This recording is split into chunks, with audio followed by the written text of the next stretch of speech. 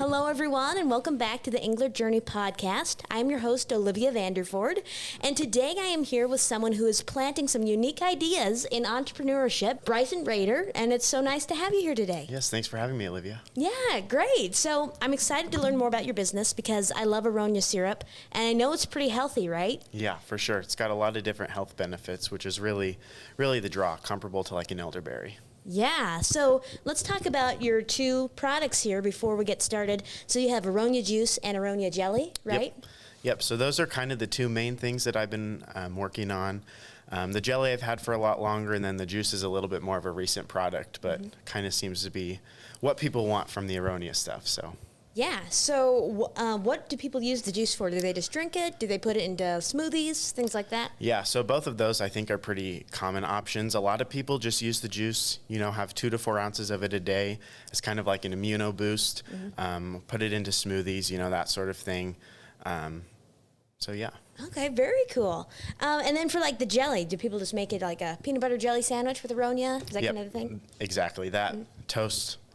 Pretty basic jelly things. Yeah, for sure. I love Aronia. It's great. And then you were telling me about like how you had to pasteurize the juice to get it to be able to make the juice, right? Is that kind of how? Yeah. So in Nebraska, there's a lot of like really strict regulations and restrictions, especially operating under cottage food law. So without having all like the proper licensing and stuff, you can't sell just a raw fresh pressed juice, which probably would be the preferred way to do it, but this is also shelf stable, which is another added benefit of it. But so it has to be pasteurized and sealed in order to be able to sell it in Nebraska without certain licensing and stuff. So. Oh, okay, yeah. So let's talk about how you got into the Aronia business. I know you said that you had like Aronia berries that your family was raising, but they were just kind of sitting there because you weren't able to find a market. Could you tell us about that? Yep, exactly. So about 10 years ago, or almost 11 years now, I believe in 2015 when we first started planting the berries. So we have about 27 acres total, which is quite a lot of berries. But initially, we kind of saw how the Aronia berry was kind of starting to emerge as maybe a potential really good product, much like the elderberry was, in terms of like all the health benefits, but also just consumers really starting to get into them. But unfortunately, that really wasn't the case. I don't really know like all the marketing behind why it didn't take off in the same way the elderberry did, because that became pretty huge pretty quick, especially because Aronia is like a step above the elderberry even. So we just have these 27 acres of berries, that have been sitting for the last 10 years. We haven't been able to market anything. So as I came into college, that was kind of something that I discovered might be an interest of mine, being able to find a way to process or package in some way that wasn't just the raw berries, to be able to sell, essentially in an effort to help my family out. So. Oh, very cool. Yeah. So talking about, your product, I know the logo is Above Aronia and you have a Bible verse on there. What's the significance of that? Yeah. So 1 Corinthians 10:31, I believe, is what I have on there. I think that reference is correct, which is, whatever you eat or drink or whatever you do all for the glory of God. So that's really just a reflection of me, myself personally, and my walk with Christ. I wanted to have something that on my logo that could be a conversation starter, basically, potential gospel message that could be presented to somebody who is just buying a product, really. And that verse specifically, obviously, this is a food product, so and it's very good for you. It has great nutritional quality. So, being mindful of the things that we're putting in our bodies, and I think that kind of really speaks true to the Aronia berry specifically. Yeah, I love that. I love the marketing. And I know you said that your mom was one who really helped you get into making the Aronia juices, jellies, all the different types of things that you make. Yeah, so it initially started with my mom and maybe a little bit of help from my aunt as well, that they were trying to figure out, what are we going to do with these berries? Oh my gosh, we have so many berries. What do we do? So they started making, so they did them by the pound, just the berries frozen. And then my mom started developing several different recipes for the jelly and a syrup as well. So she was the first one to really start doing that. And then I started showing an interest in getting into canning and preserving food. And that's when she kind of taught me how to do this. So I started doing it at just craft and vendor fairs, really pretty small scale. Yeah.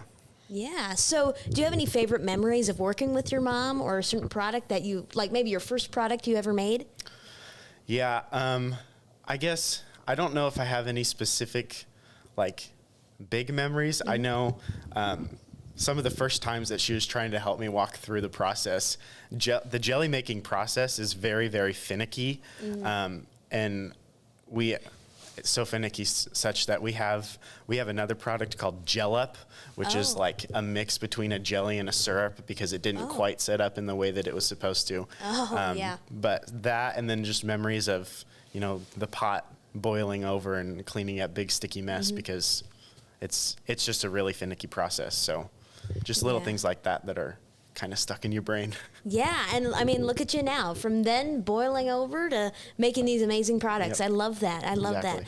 that. And what are the other products that you made besides the jelly and the juice? What are your other ones? Yeah, so I have the jelly, the juice, and a syrup. And then we also have a honey option. So the sweetener is honey as opposed to sugar, which tends to bode well for, the more natural food products type consumers.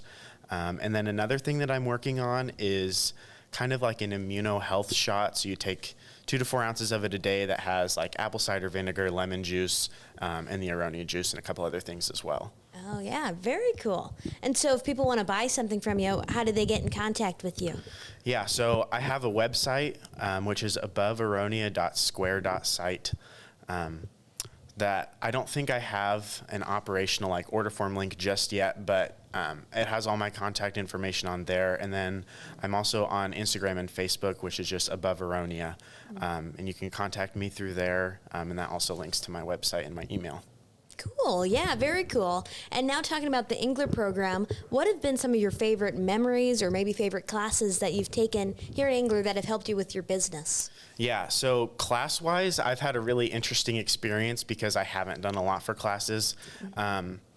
So how I got into the program was a little bit interesting because I didn't start, in 101 like a lot of people did. I just kind of jumped right in, like I already had this business I was working on, and went straight to Enterprise Studios, which has been really beneficial in our different coaching sessions that we have.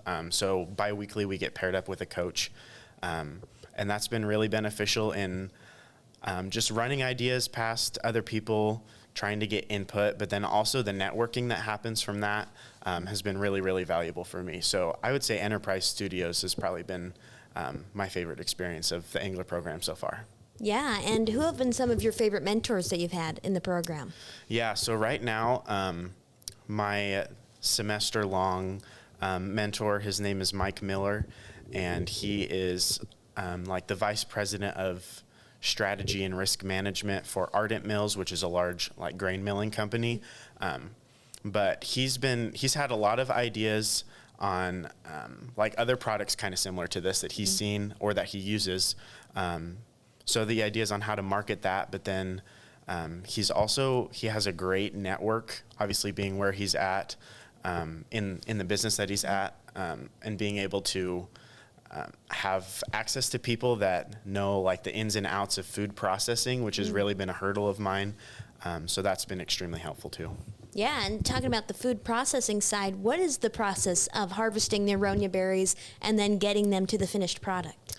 Yeah, so right now, like the whole growth process, we don't necessarily pay a whole lot of attention to just because we're not going to invest a lot of time and resources until we have, a pretty good idea on what the market potential is going to be.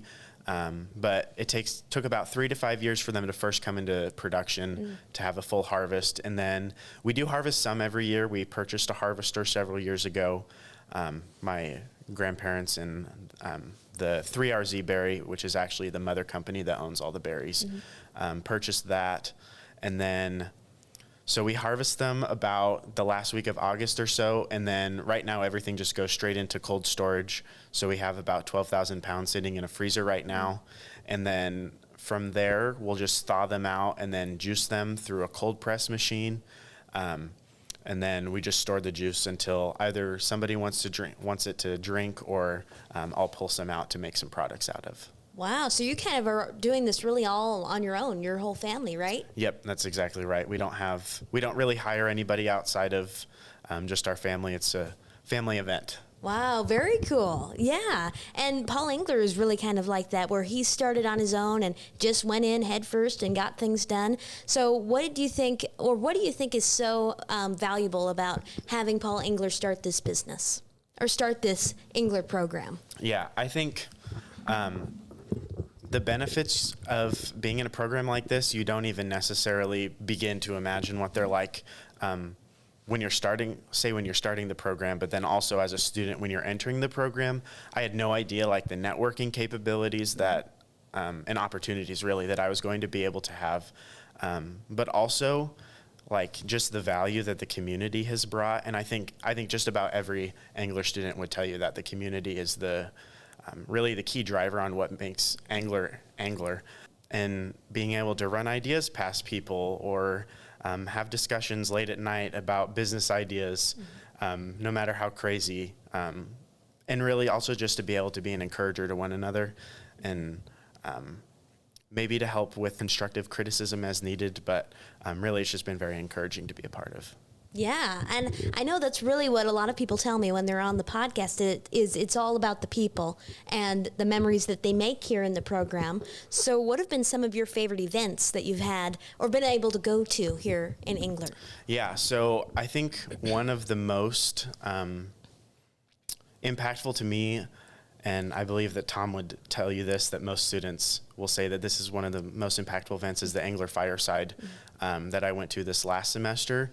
And being able to have conversations with 3 different current business owners and entrepreneurs that they've all worked through a lot of different things. I met with 3 very different entrepreneurs, and being able to see the different styles of entrepreneurship, how they've overcome adversity, but then also the enthusiasm that they have for young and upcoming entrepreneurs is also really inspiring and very encouraging to me as an upcoming entrepreneur. That there are people older than me that have been through more than me that are really trying to spur me on to continue doing things, to keep pushing past all the hurdles and just keep moving forward. Definitely, yeah. And so you're talking about advice and people giving you that advice at Fireside. What is some of the advice that you'd give to incoming students that are considering the Engler program?